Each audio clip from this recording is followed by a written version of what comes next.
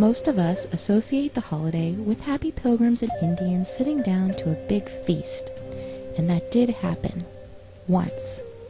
The story began in 1614 when a band of English explorers sailed home to England with a ship full of Patuxet Indians bound for slavery.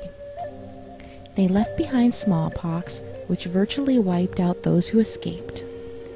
By the time the Pilgrims arrived in Massachusetts Bay, they found only one living Patuxet Indian, a man named Squanto, who had survived slavery in England and knew their language. He taught them to grow corn and to fish, and negotiated a peace treaty between the Pilgrims and the Wampanoag Nation. At the end of the first year, the Pilgrims held a great feast honoring Squanto and the Wampanoags.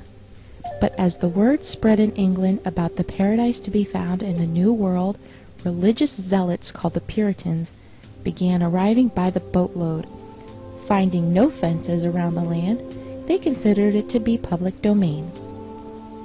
Joined by other British settlers, they seized land, capturing strong young natives for slaves and killing the rest. But the Pequot Nation had not agreed to the peace treaty Squanto had negotiated, and they fought back.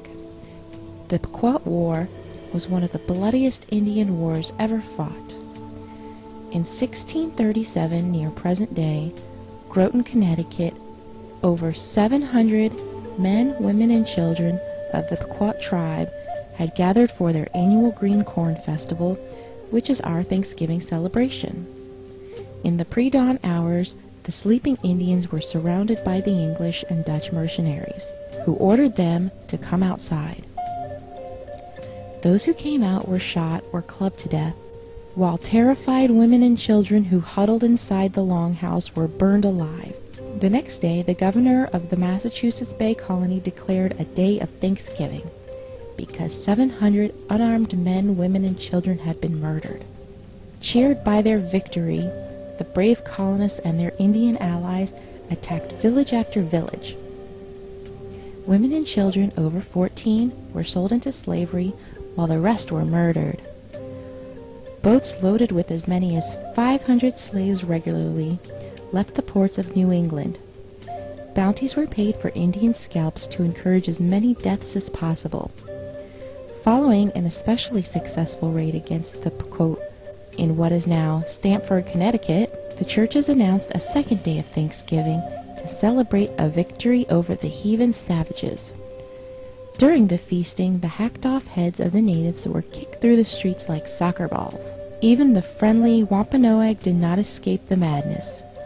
Their chief was beheaded and his head impaled on a pole in Plymouth, Massachusetts, where it remained on display for 24 years. The killings became more and more frenzied, with days of Thanksgiving feasts being held after each successful massacre. George Washington finally suggested that only one day of Thanksgiving per year be set aside of celebrating each and every massacre. Later, Abraham Lincoln decreed Thanksgiving Day to be a national legal holiday during the Civil War. On the same day, he ordered troops to march against the starving Sioux in Minnesota.